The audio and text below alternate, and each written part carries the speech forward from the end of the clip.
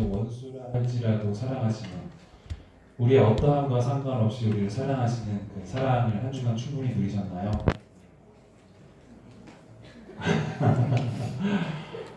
못 누리셨나요? 난 연약함을 누리고 오셨나요?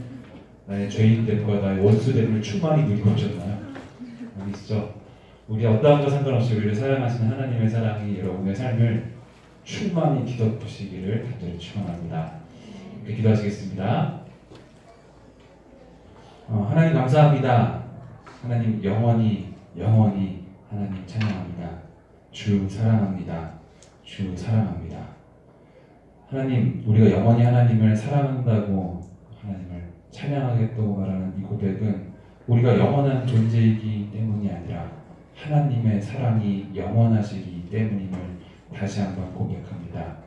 영원하신 하나님의 사랑으로 오늘 이 시간 우리 가운데 함께하여 주시옵소서. 하나님, 이 시간 간절히 소망하기는 여기 모인 우리에게 하나님 말씀하여 주십시오. 사람의 연약함을 온전히 가리우시고 온전하게 하나님의 사랑으로만, 하나님의 말씀으로만 여기 모인 우리에게 충만히 함께하여 주시옵소서. 감사드리며 예수님의 이름으로 기도합니다. 아멘. 저는 축구를 좋아하지 않습니다. 근데 축구를 보는 건 좋아합니다. 축구를 하는 건 별로 안 좋아하는데 축구를 하는 걸 안 좋아하는 놈이잖아요. 딱 이렇게 보면. 근데 축구 보는 거 되게 좋아해요. 근데 제가 예전에 어디선가 그런 얘기를 들은 적 있어요. 축구를 볼 때 관중들이 가장 그 축구 경기를 즐겁게, 가장 재미있게 관람한 스코어는 몇 대 몇인가, 이런 얘기 들어보신 적 있나요? 몇 대 몇의 스코어를 봤을 때 우리가 그 관람객이 그 축구 경기를 정말 재미있게 봤다고 즐길 수 있을까요?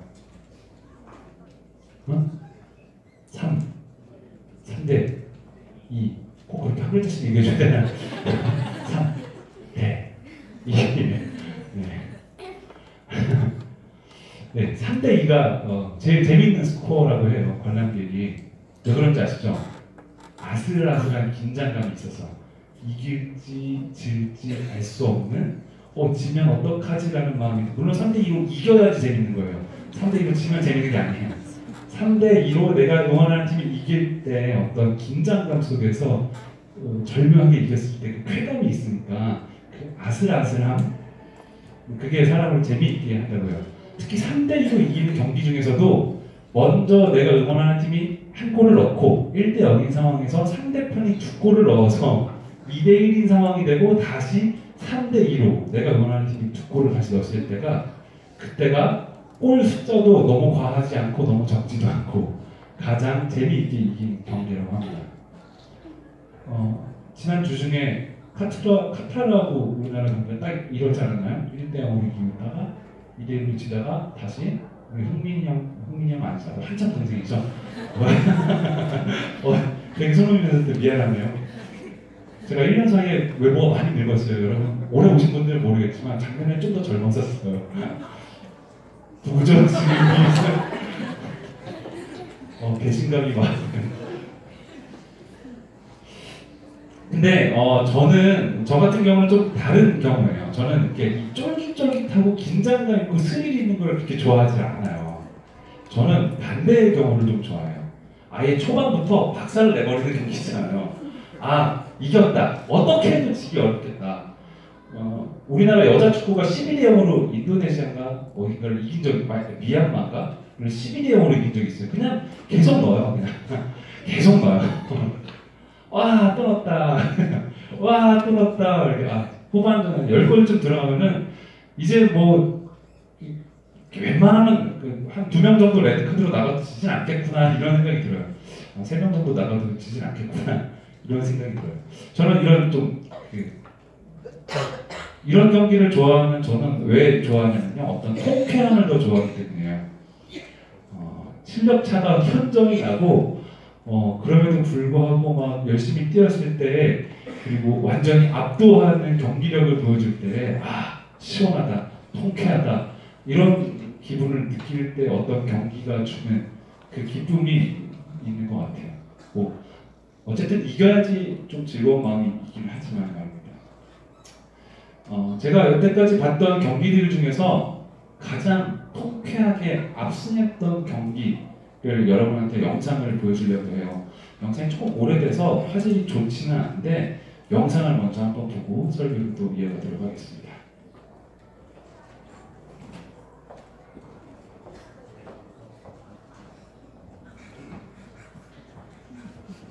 낳고 있습니다. 네, 지금 여러 가지 나오고요. 양용도 수익성을 낳고 있는데, 양용도 되게 많아가는데, 한국 국민들에게 인사를 좀 전해달라는 얘기를 했고, 뒤에 파리오타타 선수는 이태리 선수는 그 한국 국민들에게 이기가 제대로 좋지 않냐, 그러거든요. 그리고 한국을 사랑한다. 그리고 이번 대회 김동성에게, 지금 이세가 김동성이 지금 혼자가는데요? 예, 그래서 이병헌 나가니까 안 따라가죠? 네, 이승재가 두 번째 있고, 그래서 가야 자, 빨리 가는데 거의 한 바퀴입니다. 네. 재밌는 현상인데요. 두 바퀴 만에 지금, 거의 한 바퀴 잡는데요. 지금 이 조명규 감독이 또 새로운 작전인데요. 네.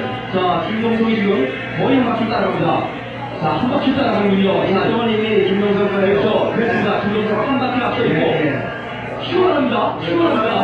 자, 대단합니다. 한 바퀴를 앞서고 휴원을 합니다. 자, 원맨 쇼인가요?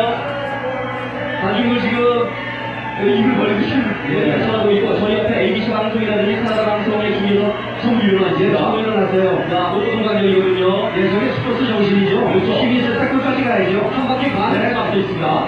김동성이 한 바퀴 반, 나머지 7바퀴 여유가 있는데, 작전이 들어갔나요? 예, 그렇습니다. 빨리 가는 작전. 카메라맨들도 어디를 잡아야 될지 지금 몰라요. 왜요? 지금 김동성이 1위인데, 맞거냐을 저희가 어제 만났는데, 맞다니 그런 얘기가 나오군요. 이번 때문에 카나다 선수가 우승했으면 좋겠다. 하지만 객관적으로는 지금 보시는 김동성이 아마 우승할 것이다. 이런 예상이 아니겠습니다. 자, 김동성이 거의 한 바퀴 반에 따라서 지금 5바퀴 나와 있습니다. 지금 금요일날입니다, 금요일날. 네, 지금 2, 3, 4위 사이에요. 그렇죠? 네. 이승재가 지금 마지막에 있고, 자, 일단 김동성 들어오는 거를 여유있게 볼까요? 아주 편안하게 알고 있어요. 네. 자, 쭉쭉 바깥으로 쳐다보면서 거의 한 바퀴에서 한 바퀴 반입니다, 지금. 그렇습니다. 또 2위 그러면서 나가고 있죠. 스미스 있고, 이승재 좀 멀어졌어요. 러시가 좀 따라갑니다. 한 바퀴 이상 있고, 자, 두 바퀴 남아있는 김동성입니다. 자, 이승재가, 두 바퀴까지 따라가면 이승재가 좀 멀어져요, 지금. 러스가 2위. 자, 2위 걸어 보여주고, 자, 마지막 한 바퀴 김동성입니다. 한 바퀴 이상 지금, 김동성은 여유 있습니다. 한 바퀴 이상은 지금 앞서 있는 김동성입니다. 2위는 카나다가 따라오고 있는데요. 카나다의 김맷. 자, 김동성 들어왔습니다. 자, 김동성이 좀 선택한승 보여줬으면 좋겠는데, 2, 3위 싸움이 크기 때문에 지금, 자, 카나다 러스 스미스가 승인가요? 카나다 먼저 들어옵니다.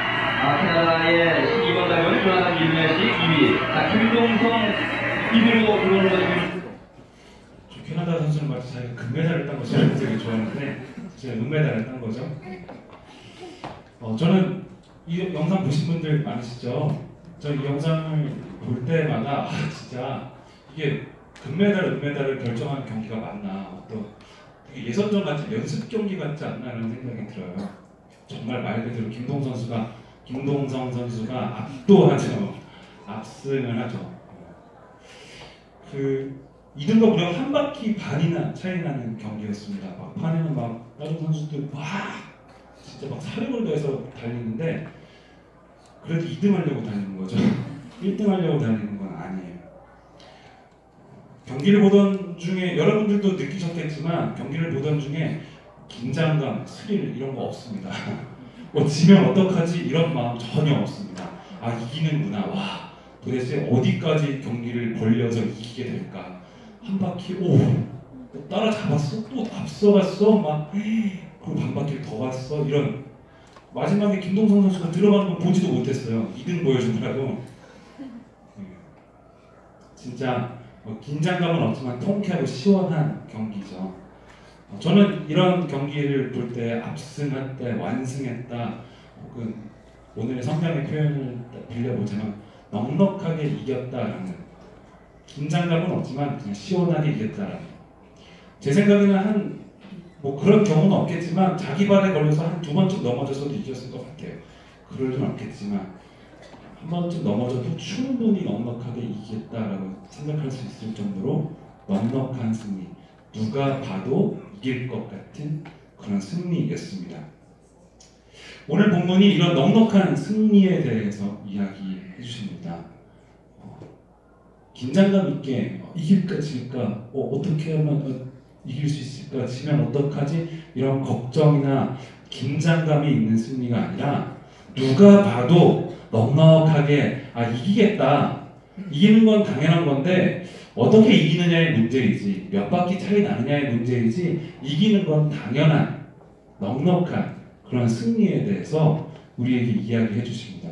그리고 그 승리가 여러분과 저 우리들에게 있는 승리라고, 이 스크린 속에 있는 누군가에게 해당되는 금메달이 아니라 우리 모두에게 해당되는 여러분의 인생에 여러분에게 직접 전달되는 넉넉한 승리라고 말씀해 주시는 말씀입니다. 이러한 승리가 여러분의 삶에, 우리들의 삶에 꼭 함께 하시기를 간절히 축원합니다. 간절히 축원합니다. 저는 정말로 간절히 여러분 삶 가운데 이런 승리가 함께 하길 바랍니다. 오늘 본문에는요, 4번의 질문을 하고 4번의 답을 해요. 바울이 스스로 질문을 하고 또 스스로 답을 내립니다. 어떻게 보면 이 4번의 질문과 답이 비슷해요. 그래서 바울이 굉장히 강조하고 있구나라는 마음을 줍니다. 오늘 본문을 제가 이렇게 4번의 질문으로 요약해 보겠습니다. 누가 우리를 대적하겠습니까? 아무도 없습니다. 누가 우리를 고발하겠습니까? 아무도 없습니다. 누가 우리를 정죄하겠습니까? 아무도 없습니다. 누가 우리를 사랑해서 끊을 수 있겠습니까? 아무도 없습니다. 우리를 대적할 수도, 고발할 수도, 정죄할 수도, 그리고 사랑으로부터 끊을 수도 있는 게 아무것도 없다라는 거죠. 조금 더 자세하게 풀어보자면요, 누가 우리를 대적하겠습니까? 아무도 없습니다. 결국 하나님이 자기 아들을 주시고 그 아들과 함께 모든 것을 우리에게 주실 것이기 때문에 그 누구도 우리를 대적할 수 없습니다. 누가 우리를 고발하겠습니까? 아무도 없습니다. 이미 하나님이 직접 우리를 의롭다고 선고하셨기 때문에 아무도 우리를 고발할 수 없습니다. 누가 우리를 정죄하겠습니까? 아무도 없습니다. 예수님이 죽으셨고 부활하셨고 높임을 받으셨고 그 예수님께서 우리를 위해 중보하시기 때문에 아무도 우리를 정죄할 수 없습니다. 누가 우리를 사랑해서 끊을 수 있겠습니까? 아무도 없습니다. 길을 쓰고 달려든 대적은 많겠지만 승리의 소식이 울려 퍼질 것이기 때문입니다. 어떤 피조물, 그 무엇이라고 할지라도 우리를 왕이신 예수 안에 있는 하나님의 사랑에서 끊을 수 없습니다. 아멘. 이게 바울이 로마 교회 그리고 오늘 우리에게 주시는 말씀입니다. 아무도 우리를 대적할 수도 고발할 수도 여러분을 정죄할 수도 여러분을 하나님의 사랑에서 끊을 수도 없습니다. 특별히 오늘은 하나님의 끊을 수 없는 사랑에 대해서 좀 더 구체적으로 나눠보고자 합니다. 35절에서는요, 아무도 그리스도의 사랑에서 우리를 끊을 수 없다라고 말하면서요, 몇 가지 예를 들어요. 환난이나 곤고나 박해나 기근이나 적신, 위험, 칼이라고 할지라도 하나님의 사랑에서 우리를 끊을 수 없다. 어떤 어려움, 고난이 닥쳐온다고 할지라도 내면에서부터 외부에서부터 그리고 육체적으로 혹은 영적으로 어떠한 고통이나 환난이 찾아온다 할지라도 그것이 하나님의 사랑에서 우리를 끊을 수 없다라고 말씀하십니다. 이 말씀에는 중요한 전제가 있어요.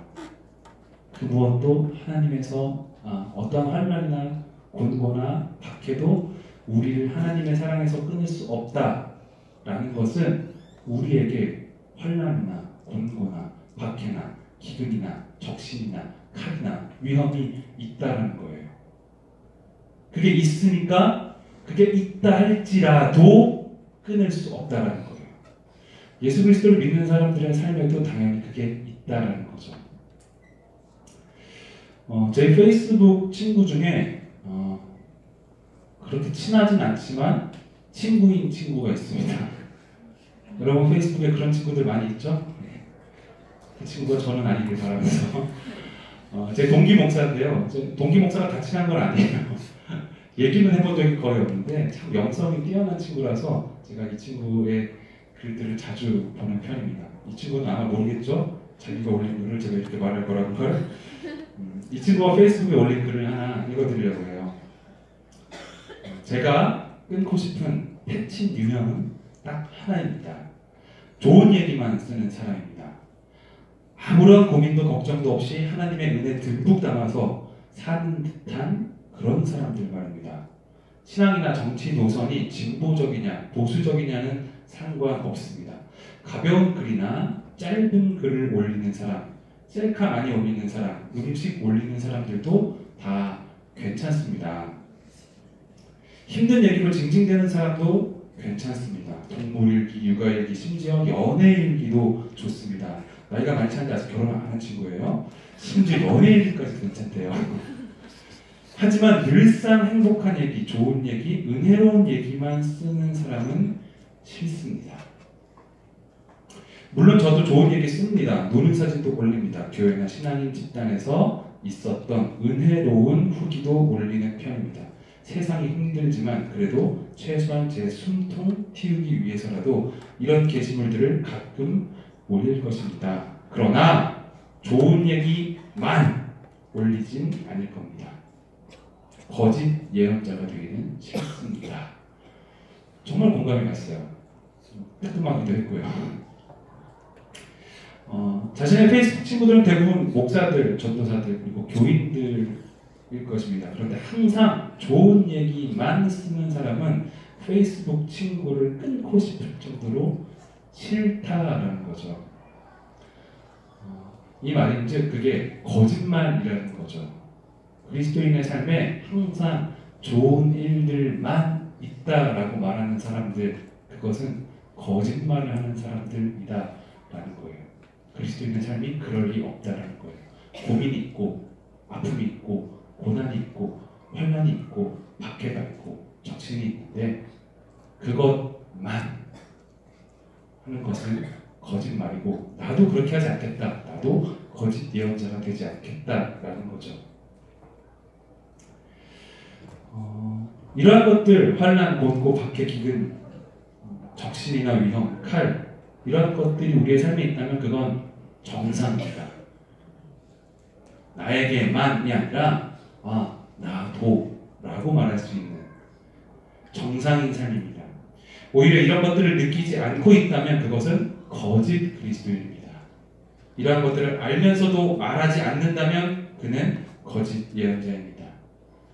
저는 예수님께서 말씀하신 표현 중에 회칠한 무덤이라는 표현을 굉장히 좋아해요. 제 스스로에게도 많이 찔려하고요. 회칠한 무덤이 무슨 뜻인지 아시나요?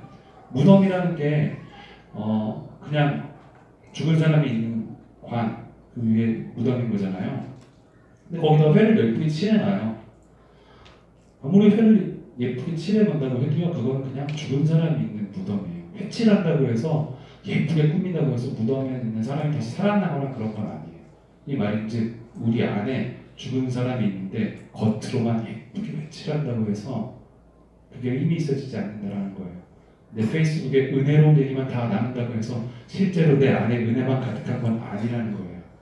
실제로 내 안에 어떤 위험, 고난 이런 것들은 실제로 있다는 거죠. 포장하지 말라고, 회칠하지 말라는 거죠. 우리는 연약하기 때문에 분명히 고난이나 혼란을 느낍니다. 그리고 그것을 감추지 않아도 된다고 여러분에게 꼭 이야기해 주고 싶어요. 여러분의 주변에, 여러분의 우리 공동체 안에서, 우리 교회 안에서는 저도 그것들을 나눌 수 있어야 되지 않을까. 힘듦에 대해서, 고난에 대해서, 나에게 닥쳐온 위험이나 위기에 대해서 함께 나누고, 함께 고민하고, 함께 기도해야 되지 않을까라는 생각이 듭니다.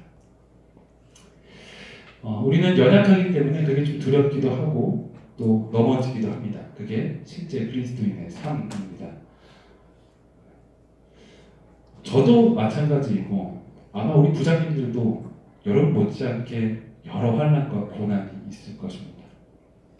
그런데 그리스도인의 삶에 다른 점이 있습니다. 똑같은 상황에서도 하나님의 사랑을 끊을 수 없다라는 것입니다. 그 무엇도 하나님의 사랑으로부터 우리를 끊을 수 없다라는 말은 어떠한 상황에서도 하나님의 사랑이 우리와 연결되어 있다라는 겁니다. 어떠한 고난이 와도 어떠한 위험이 와도 그 어떤 칼이랄지라도 하나님과 나 사이에 연결되어 있는 것을 끊을 수 없다라는 거죠. 아까도 말씀드렸지만 그리스도인의 삶에도 똑같은 고난이나 어려움이 있고 그것들을 다 해결할 수 있다면 좋겠지만 여러분 공감하시겠죠? 우리는 그만큼 강하지 않아요. 우리는 우리의 삶에 닥치는 그 모든 문제들을 해결할 수 있을 정도로 지혜롭지도 않아요. 오히려 해결 못하는 문제가 훨씬 더 많이 있죠. 우리는 그만큼 연약하고 우리는 그만큼 어리석은 존재들입니다. 그래서 우리는 종종 보다 더 자주 환난과 고난 가운데 넘어지고 쓰러지고 마음이 무너지고 힘들어하기도 합니다. 자존감이 바닥을 칠 때도 있고 무기력해지고 아무것도 못할 것 같은 상황도 분명히 있죠. 어쩌면 지금 우리들 가운데도 그러한 마음이 있을지도 모르겠어요. 그런데 오늘 말씀은 우리가 그렇게 무너지고 쓰러졌음에도 하나님의 사랑에서 끊어진 것은 아니다라는 거예요. 하나님의 사랑에서 끊어지지 않는다는 것은 넘어지지 않는다는 게 아니라 넘어지지만 그래도 끊어지지 않았다라는 거예요. 놓쳤지만 나는 하나님의 사랑을 놓친 것 같지만 하나님의 사랑이 나를 붙잡고 있다는 거예요. 그래서 연결되어 있다, 끊어지지 않았다라는 거죠. 내가 하나님을 놓쳤는데 의심하고 쓰러지면서 그 손을 놔버렸는데 하나님의 사랑에서 끊어진 게 아니다라는 거예요. 나에게 말도 안 되는 슬픔이 찾아와도 거기 그 상황에서도 하나님의 사랑이 나에게 닿아 있다라는 거죠. 하나님의 사랑은 우리의 어떤 상황과 상관없이 항상 우리와 함께 하시기 때문에 그 무엇도 그 사랑을 우리에게서 끊을 수 없습니다. 그래서 37절 말씀은 이 모든 일에 우리를 사랑하시는 이로 말미암아 우리가 넉넉히 이기느니라 라고 말씀하십니다. 이 모든 일에 우리를 사랑하시는 이 하나님으로 말미암아서 우리가 넉넉히 이긴다라고 우리에게 펼쳐진 그 모든 환난과 고난과 박해와 적신과 위험, 칼 가운데에서도 그 모든 것에서도 우리 하나님 때문에 우리는 넉넉히 이긴다라고 말씀하십니다.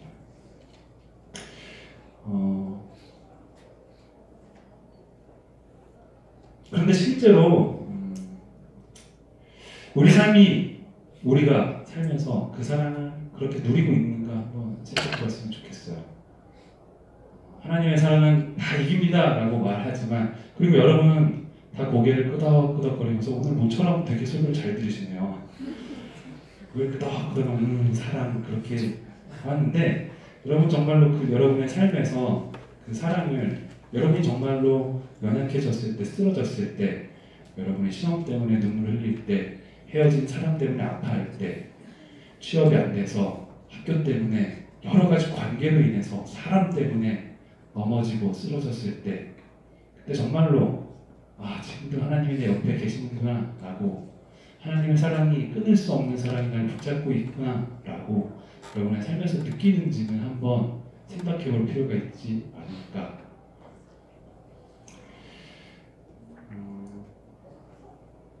모든 것을 넉넉하게 이기는 하나님의 사랑을 잘 누리고 계십니까?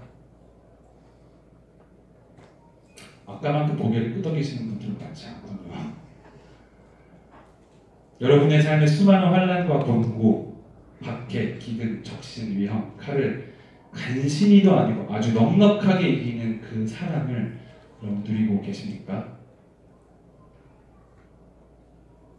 그래서 때로는 여러분을 무시하거나 여러분에게 수많은 문제를 던지고 여러분은 사랑받기 위해서가 아니라 그저 소모품 정도로 그 정도 목적으로 살고 있는 거라고 말할 때 여러분이 간절히 소망하는 무언가를 얻을 수 없을 때 여러분에게 관계의 배신이 찾아왔을 때에도 그때에도 여러분은 넉넉하게 이겼구나 라는 마음이 드십니까?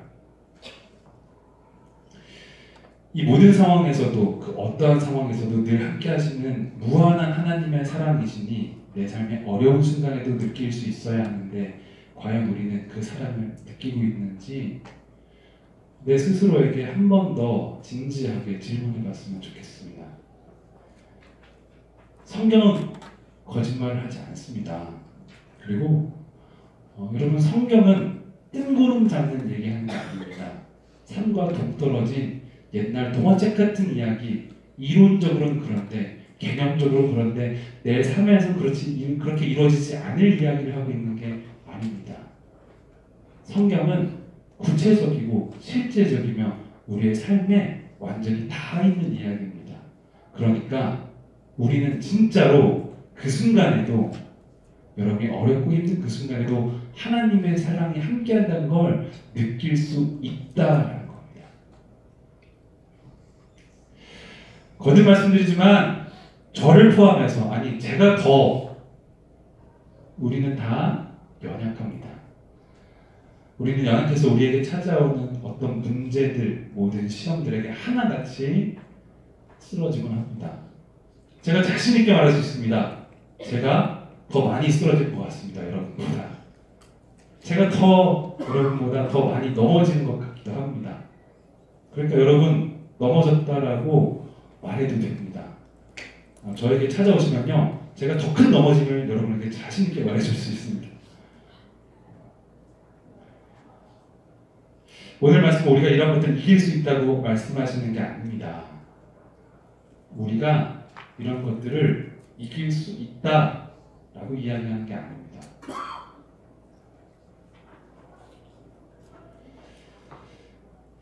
오늘 말씀은 하나님의 사랑이 이러한 것들을 이긴다라고 말씀하십니다. 하나님의 사랑이 이 모든 것들을 넉넉하게 이긴다라고 말씀하십니다. 좀 과장되지 않을 것 같아요. 정확한 것 같아요. 우리가 싸우면 100점, 100패입니다. 내가 이겨보겠어 라고 말하고 제가 여러분에게 이길 수 있습니다. 따라해보십시오. 나는 이긴다 라고 아무리 해도 여러분 우리는 집니다. 우리는 연약합니다. 내가 이 모든 시험에 싸워서 이기려고 한다면 끝없이 좌절을 맛봐야 합니다. 그러므로 우리가 환난, 곤고, 박해, 기근, 적신, 위험, 칼을 이길 수 없는 이유, 이러한 것들을 두려워하는 이유는 우리를 사랑하시는 하나님의 사랑을 우리가 누리지 못하기 때문이에요. 우리가 환난을 이기려고 하는 게 우리의 문제인 거예요. 내가 고난을 이기려고 하는 게 그게 내 문제인 거예요. 나는 그걸 이기려고 할 게 아니라 나는 하나님의 사랑을 찾아야 하는, 하나님의 사랑을 누려야 하는 존재인 것이죠. 하나님의 사랑을 경험하지 못하기 때문에 지는 거죠. 우리를 붙잡고 계시며 우리와 함께 하시는 하나님의 사랑에 시선을 향해야 되는데, 하나님의 사랑을 갈망해야 하는데 우리는 시험을 보면서 시험을 이기려고 하기 때문에 그래서 우리는 지는 겁니다. 우리는 하나님을 아는 만큼, 하나님의 사랑을 경험하고 그 사랑을 즐거워하는 만큼 딱 그만큼 하나님의 사랑이 넉넉하게 이기는 것을 경험할 수 있는 겁니다. 그러므로 우리에게 필요한 것은요, 어떤 지혜나 지식이나 그 어떠한 능력이나 힘이 아니라 우리에게 필요한 것은 하나님의 사랑입니다. 그래서 오늘 말씀 뒷부분에 38, 39절을 보면요, 바울이 하나님의 사랑을 확신에 차서 한 번 더 이야기해요. 여러분 성경을 가지고 계신 분들 38절과 39절 한번 찾아볼까요? 8장 38절과 39절입니다. 함께 읽어보겠습니다. 시작. 내가 확신하노니 사망이나 생명이나 천사들이나 권세자들이나 현재이나 장래이나 능력이나 높음이나 깊음이나 다른 어떤 피조물이라도 우리 주 그리스도 예수 안에 있는 하나님의 사랑에서 끊을 수 없으리라. 아멘. 내가 확신하노니 사망이나 생명이나 높음이나 깊음이나 천사들이나 권세자들이나 능력이나 그 어떤 피조물이라 할지라도 우리를 예수 그리스도의 사랑으로부터 끊을 수 없다. 내가 확신한다.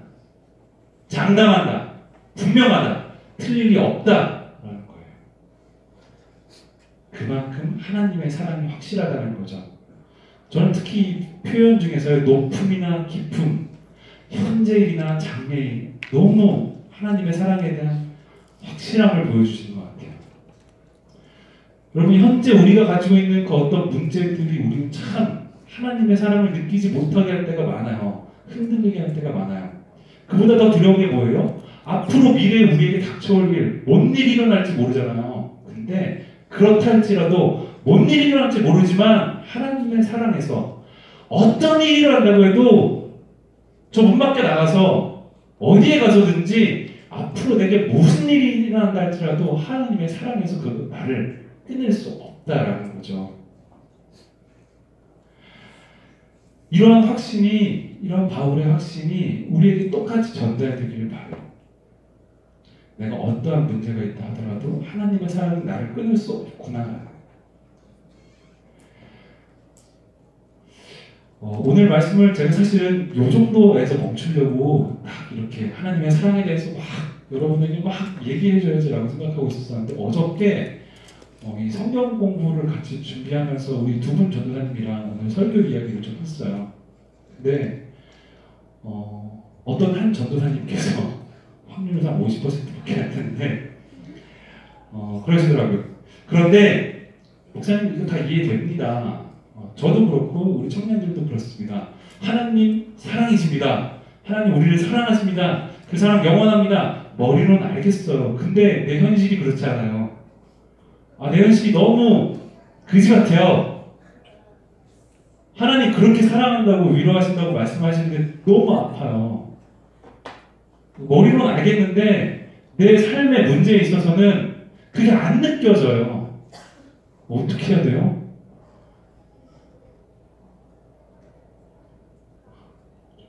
근데 제 머릿속이 하얘지더라고요. 어떻게 하지?